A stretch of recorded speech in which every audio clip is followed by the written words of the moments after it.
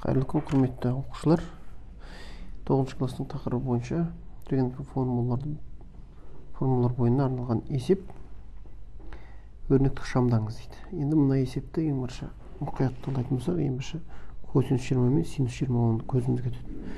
Бұл жерде мына жердің аргументі 10. Сондықтан да біздің мақсатымыз мына косинус 20 мен синус 20-ны аргументтерін бірдей қылып алуға тырысу. Бізде мынандай формулалар бар. Синус 2 альфа, 2 синус альфа, косинус альфа деп. Сол сияқты косинус 2 альфа, ол косинус квадрат альфа минус синус квадрат альфа деген формулалар бар.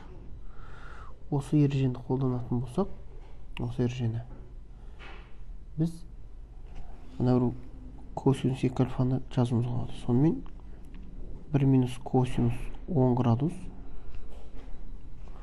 азайтылған косинус 20-ны косинус квадрат 10 азайтылған синус квадрат 10 бөлімінде синус 10 градус азайтылған 2 синус 10 градус көбейту косинус 10 градус.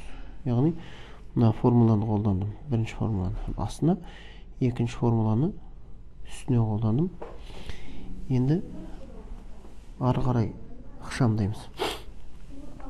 Енді бізде мынадайда ереже бар. Косинус квадрат альфа плюс синус квадрат альфа тең 1 деген. Бұдан біз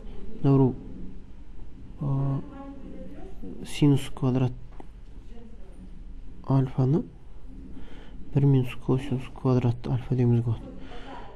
Сол кезде минус синус квадрат альфаны мынаны минустан басымен алуға болады деген сөз.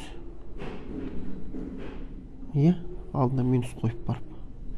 Демек, мен мына араға қоятын болсам, минусты, онда косинустан басы плюс болады да, косинус квадрат.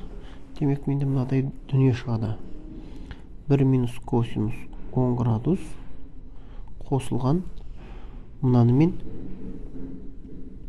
1 плюс косинус квадрат деймін. Сол кезде косинус квадрат пен косинус квадрат біргеді де 2 косинус квадрат 10 градус азайтылған 1 болып қалады.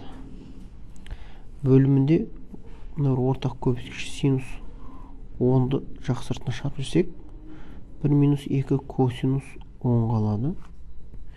Енді оны армен қарай шығаратын болсақ, мына бір мен мына бір жойылады. Сонда үстінде қалайын деп тұр.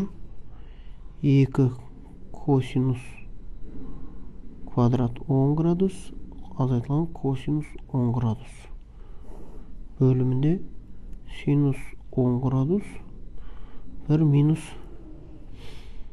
2 косинус 10 градус.